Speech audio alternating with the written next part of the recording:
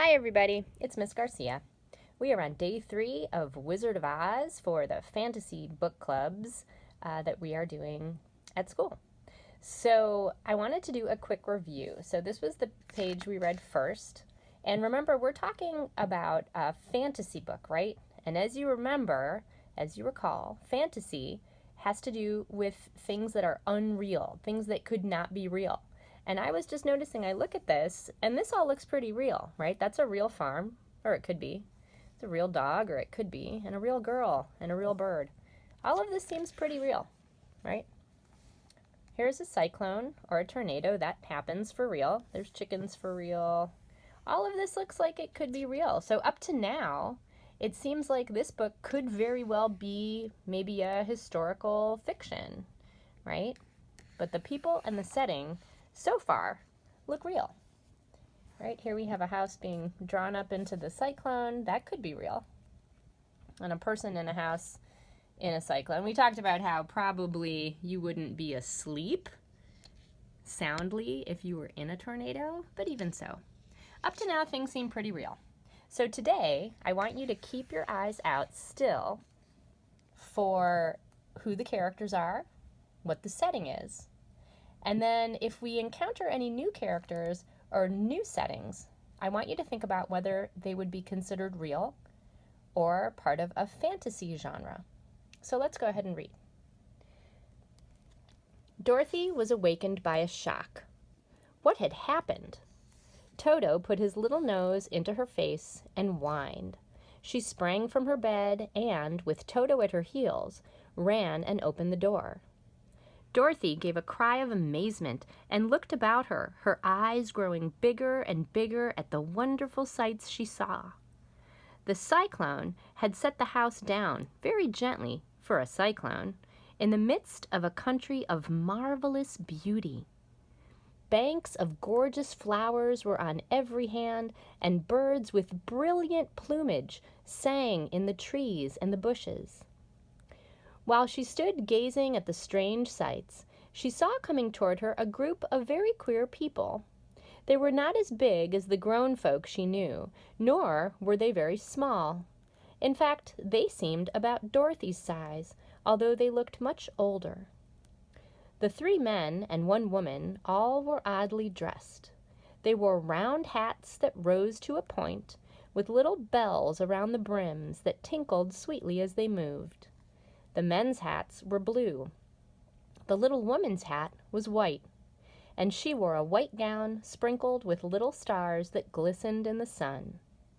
The men were about as old as Uncle Henry, but the little woman was much older. Her hair was nearly white, and she walked rather stiffly.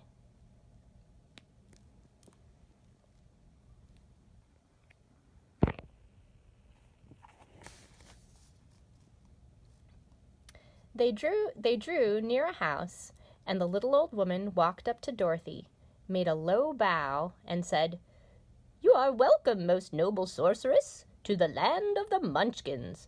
We are so grateful to you for having killed the wicked witch of the East and setting our people free from bondage." Well, what could she possibly mean by calling Dorothy a sorceress? And she had never killed anything. "You're very kind, but there must be some mistake. I've not killed anything," said Dorothy. "Your house did anyway," said the little old woman with a laugh. "And that is much the same thing. See?" Dorothy looked and gave a cry of fright. There, under the corner of the house, 2 feet were sticking out, shod in silver shoes. "That's all that's left of the Wicked Witch of the East. She enslaved all the Munchkins for many years. Now they are free and very grateful to you for the favor." "Who are the Munchkins?" asked Dorothy of the old woman. "They are the people who live in this land of the East." "Are you a Munchkin?" asked Dorothy. "No, I am the Witch of the North, but I am a good witch." Then she laughed. The dead witch's feet had disappeared. Now this story is starting to sound a little bit more like a fantasy. This page only has pictures, So let's take a look. What do you notice that doesn't seem real? Who do you think these characters are?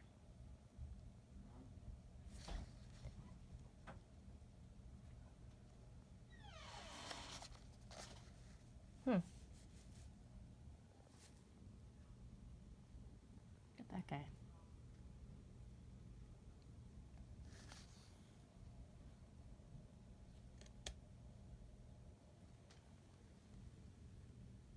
Well, Dorothy doesn't look very afraid, does she? I wonder how I would feel if I opened my door and I saw this. Oh, and there are the feet.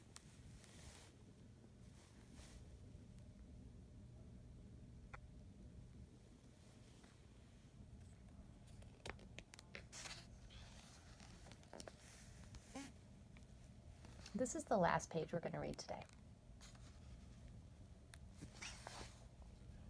All that were left were the silver shoes.